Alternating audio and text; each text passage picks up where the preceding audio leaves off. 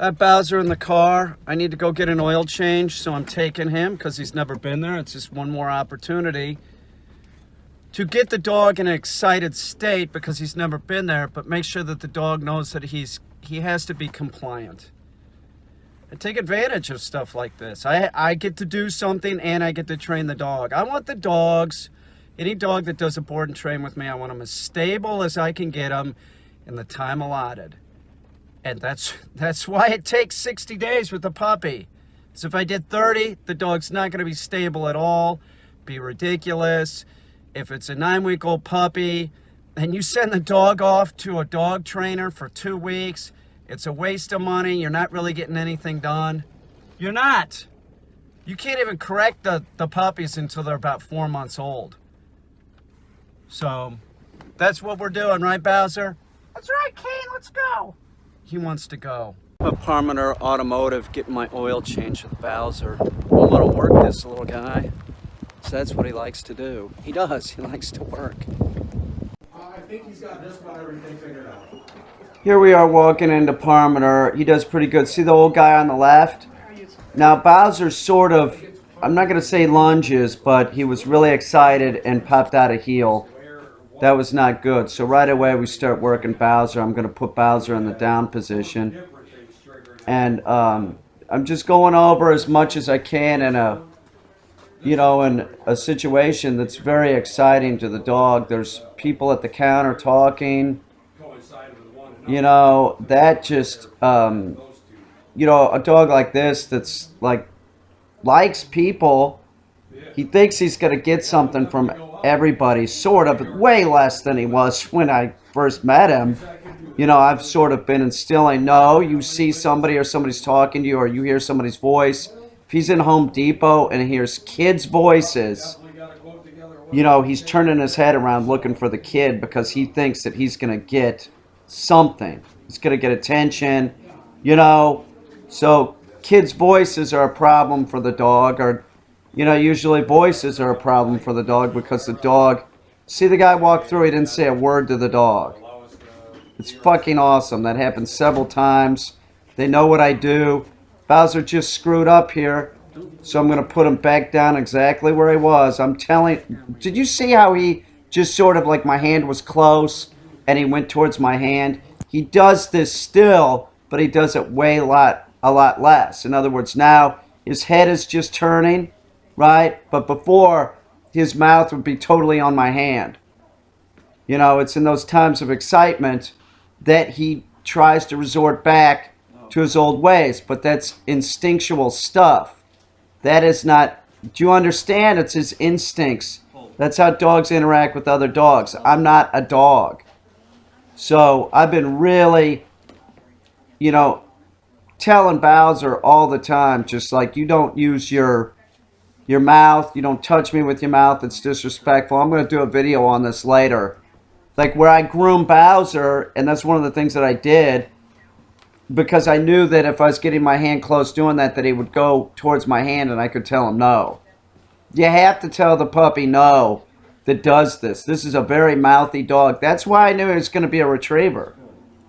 All the retrievers that are real mouthy like that, they always end up being great retrievers.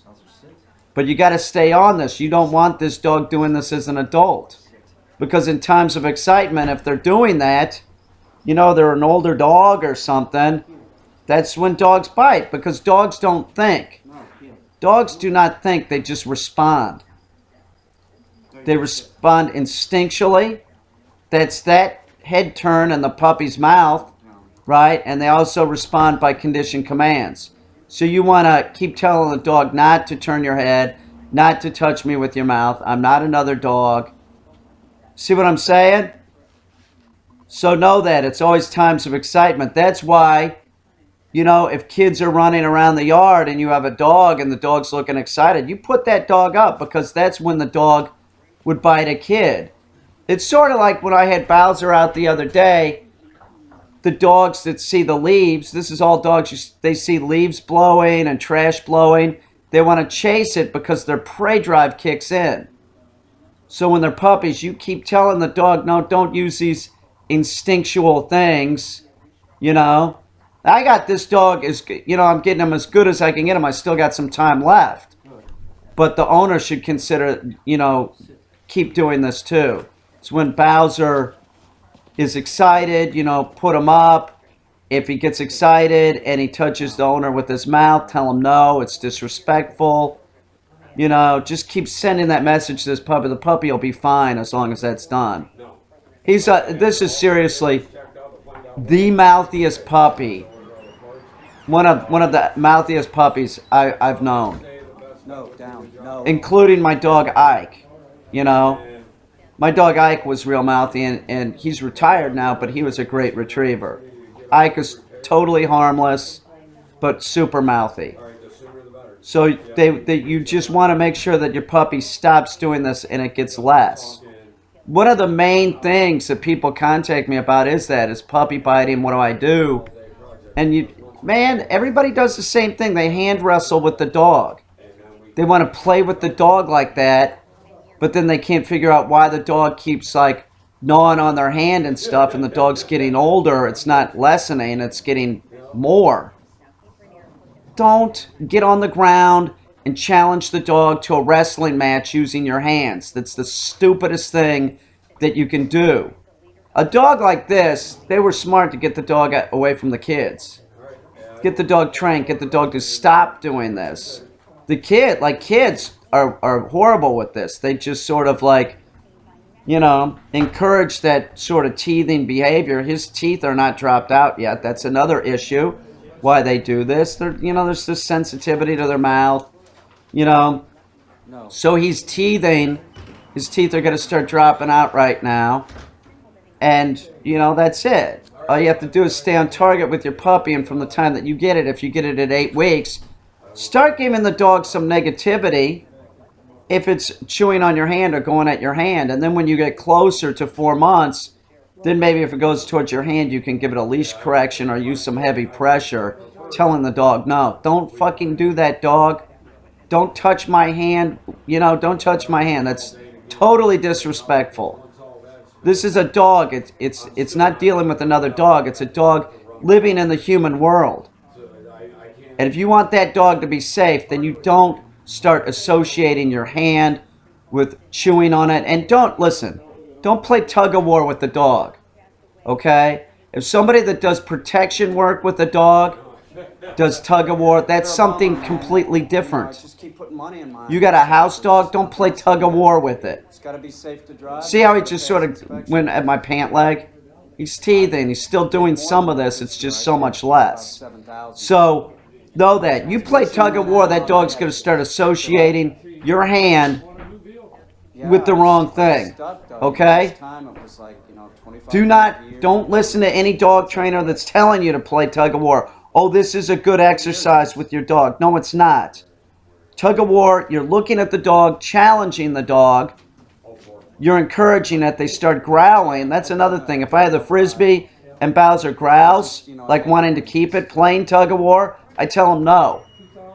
That's a great thing for an e-collar to teach the dog to drop the e-collar, not that you want to play tug of war. It's in the dog's instinct to do that.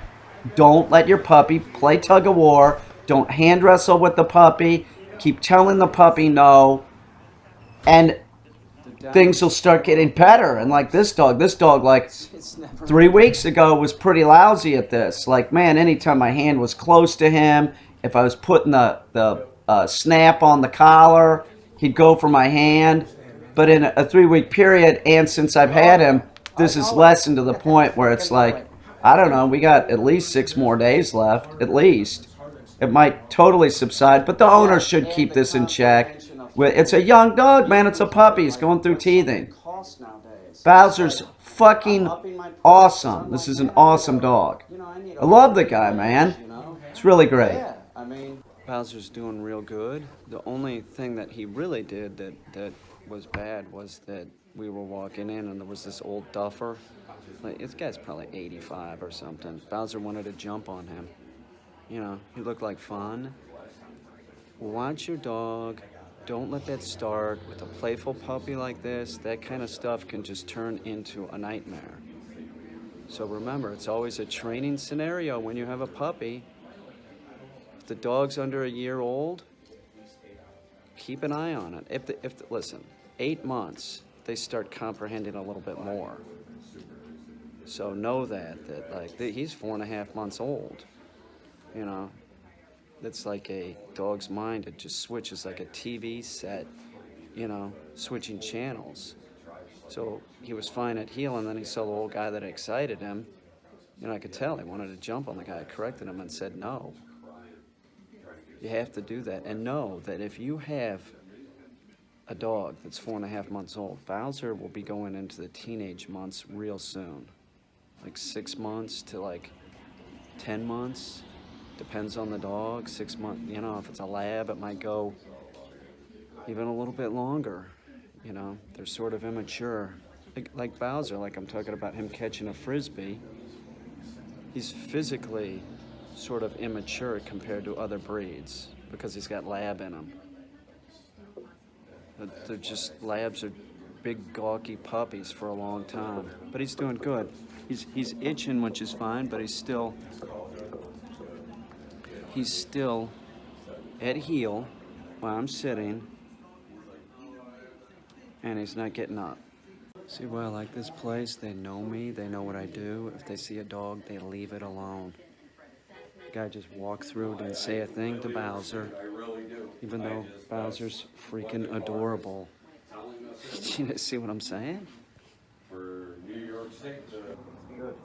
Now I start working with him on this mat on purpose because I know the mat is going to smell different and it's going to be difficult for him. So I'm going to drop the keys, and he does pretty lousy at first, but we do get him to be compliant. He's very excited. The smell is distracting. He drops the keys a bunch of times. So we get stuck doing this for a while, but you'll see he does become compliant. But look at him. He's not even coming to, you know, it's like, oh, I'll do whatever. I'm going to drop the keys. I'm going to pick them up. That's not what you're supposed to do, pals. So we stay until we get compliancy from the dog. We keep the dog doing this. Okay, so that was bullshit. So now we're going to go back. I'm going to have him sit down. We're going to start completely over, and he needs to do it until he quits dropping it. That's bullshit. I know that this mat probably smells, and it was going to distract him, but it doesn't matter. Sit. Down. No, down. Now, when we do it this time, I want you to watch the dog's body language as I say hold. The dog gets extremely excited, and that causes the dog to screw up. You'll see him later do it in a more calm way. I put him at whoa when he starts doing it and does it better. Watch this. See? He's jumping for it. He's too excited. Oh, man, you better stop that right now. I mean it, Bowser. Drop. No. You know, we start back over again. He does this until he gets it right. Down. No, down. Heel. Whoa. Whoa. No. No. No. Okay, hold. Hold. Heel. Hold. Drop. You did it right that time. He did it right that time, but he also jumped up and was real excited, so we'll do it one more time. He's got to do it right. Down. Good. Now, this time he does do it right, and I'm really monitoring myself on the tone that I use. I'm using a more monotone with him. This dog doesn't need a lot of Okay, encouragement. hold. Okay, heel. No, heel, hold. Hold. Sit, hold. Drop. No, drop. Good. You did that 100% correct. Let's do it one more time. One more time to make sure you got it. Heel.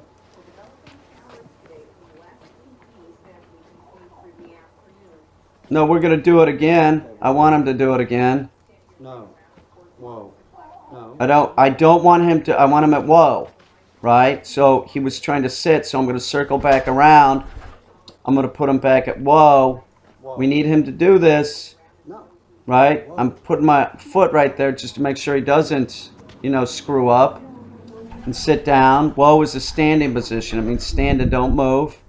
It's very exciting. It's a new place. He's doing fine. Hold. Less excitement, see how he jumps sort of less? Hold. He's holding the keys. He's not dropping them. He needs to come to heel. Sit. Hold. I don't really like that paw, but Good boy. it's fine. You were Ignore it. It'll go away. But you did it, didn't you? Hold. Okay, this is a good angle. You can really see how the puppy's distracted. Look at how the puppy looks over right now. See? He's looking for people that are talking. You know, this would be the worst time anybody could try and interact with this dog. He's looking for something. Putting the pressure on the boy, making him be compliant. Heel. No, heel. Good. Down. No, down. It's a new place. It causes excitement. Makes it harder for the dog to do. I do this because he's going back soon. His dad's going to be staying in a hotel. Even if he was going back to his house, right? Even if we would do the lessons in the house, that causes excitement. That's why I don't do lessons on my property or any place that he's ever been. Doesn't make any sense. The dog's accustomed to it. So we want the dog to be as excited as possible, sort of. Do you see what I'm saying? Like, the hotel will work for that purpose. It doesn't matter. He's going to see his dad again. That'll cause excitement. He'll be in a new place. Makes it more difficult. Just so you know, if you're thinking about doing a board and train, the first lesson is the shittiest. It is, because the dog's so excited. But we get the dog to do everything that it learned. With me, it has to do some retrieves, you know, it has to do whoa, it has to do sit, it has to do all this for his dad, it has to spin into heel. Yeah, it has to do all that before I can go home. That's the first lesson. Then we'll, you know, he's going to be in town for a short time. I'll probably come back that night and do another lesson. You get it, right? Excitement is the point where all dogs make mistakes. They bark, lunge, bite, or just don't listen. But with training, that excitement dissipates, and we're talking about a puppy. This is a very young dog. He's 4.5 months old. You know, what do you expect? It's easy to excite a dog, by the way. So, it's, you know, don't. You wanna make the dog as calm as possible. No, I did this a lot with him, but I forgot to turn the camera on. And he was doing this real good in there. And that's spinning into heel. It's harder for him to pick up the keys, of course. That's keys. They're pointy. He likes doing it, though. But, I mean, it's more difficult. So he was doing a lot of this. We had minutes of this, of him just doing it spot on. So, he's a good dog. He's a really good dog. He was also doing this, too, which is whoa. And we worked him in there. He was doing great. All in all, Bowser did real good. He's 4.5 months old. He can pick up keys. You know, it's very, very, very good dog.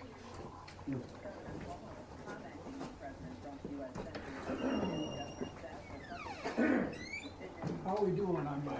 So Bowser did pretty good in Parmenter when I was getting my oil changed. He did. One time I talked to him in a real up tone, and he jumped up, which he's not supposed to do, and he touched me with his mouth, which he's not supposed to do. But other than that, like, he did great. Now, keep in mind that puppies, this stuff dissipates, but you have to stay on top of it. It's best not to let that kind of stuff happen. So, don't let it happen. And if it does, correct the dog and tell the dog not to do it. It's way less than it was. This was the mouthiest, one of the mouthiest dogs I've ever worked with, other than my dog Ike. I'm not shitting you, man. Every time my hand went close to his face, he was going for it with his mouth. He'd go for the sleeves of my shirts. You know, it's really dissipated. But in times of excitement, that's when they resort back to their, you know, their puppy ways, you know. So you just stay on top of it with your young dog and make sure, don't let it happen. If it does, correct the dog. If you're going to put your dog in situations where you see this happening, avoid those situations. Like Bowser has kids. So my suggestion is going to be to his dad is to, one, crate train heavily until the dog's a year old and still keep crate training, but make sure Bowser gets used to seeing the kid. Like when he first goes home, Bowser goes in the crate. Do you understand? And then Bowser can sort of get used to seeing the kids, and Bowser can't gain forward momentum. Do you understand? Like it's sort of like gets the dog accustomed to hearing their voices. They smell different than adults. He'll be calm in the crate. And the longer your dog's behavior is a certain way, that becomes their general behavior. So don't discount the crate. You know, and if you have kids, don't think that having your dog play with the kids is going to get the dog socialized. It could just create a biter. I'm not kidding, man. Listen, I'm not here to tell you bullshit. I'm the dog trainer that's going to tell you what you have to hear, and that's it. So know that the kids aren't so great for dogs. They can get dogs to start doing things. The thing about kids is this: they're never saying anything negative to the dog. It's a problem. It's always positive with the kids because of their voice. They have this sing-songy voice. You know, they're always making eye contact with the dog, which isn't good. That's encouraging the dog. They're smiling at the dog. Do you understand? Just stay on top of it. You know, Bowser's dad will, I can already tell he's going to. You know, people that invest money in their dog, you know, make this investment in their dog, they usually stay up on everything. They don't want it to go bad, you know? He's realistic. The guy's realistic. He knows it's a dog and all dogs can bite. Let's limit the chance of the dog biting. Let's get training in on this dog so we can have a dog that's under control. You see? That's smart. That's totally smart. Let me tell you something. My nose itches. When we were kids, and my dad had a puppy in the house, we might have seen the puppy, or we might have, I remember several times going and picking puppies out, you know, picking the litter out, but we really weren't like allowed into the area with the puppies. The puppies were trained by my father, and I was involved in the training, but I was at a distance and peripheral. So when my dad went to go in and get a dog from a kennel, he'd bring it out, it would be on a leash and it'd be under control. If the dog wasn't under control, if I excited him, he corrected the dog. If I was doing anything that was exciting the dog, my dad would say, Peter, don't do that. Just stand there. Kids jumping around, waving their arms, it causes visual excitement. The next thing you know, the dog's jumping up beside him and doing sort of like what Bowser did with me when he got excited. Touching the kid with its mouth. Next thing you know, dogs don't think, they respond. Next thing you know, the dog's actually like biting a kid or someone. You limit that. You limit it because dogs are a lot about muscle memory, okay? So avoid these problems, avoid muscle memory that is negative. It's easier to have, you know, don't start the problems than having to like evict a problem. This is the truth, man. I'm serious. Listen, if food training the dog, if training your dog with food was effective and good for the dog, I'd be all for it. But it's not. I'm not going to tell anybody what they want to fucking hear, okay? If you're looking for a dog trainer like that, go watch Zach George. That idiot will tell you whatever you want to hear, you know? Oh, the dog's excited, jumping up and down. He says that those are the smartest kind of dogs. Oh, really? Okay, jerk. I just went into Dandy to get a root beer, and I've noticed something in the last 6 to 8 months about Dandy is that they've stopped automatically bagging stuff. They don't even ask if you want a bag. They don't bag it. You have to ask for the bag, which I think is good. You know, how many times in the past have I, bought something that really didn't need a bag? It's just a waste. It's like kicking a fucking tree. I think that's good. I think more places should do that. Just, don't even ask. Don't presume. Just wait. If somebody wants a bag, they'll tell you.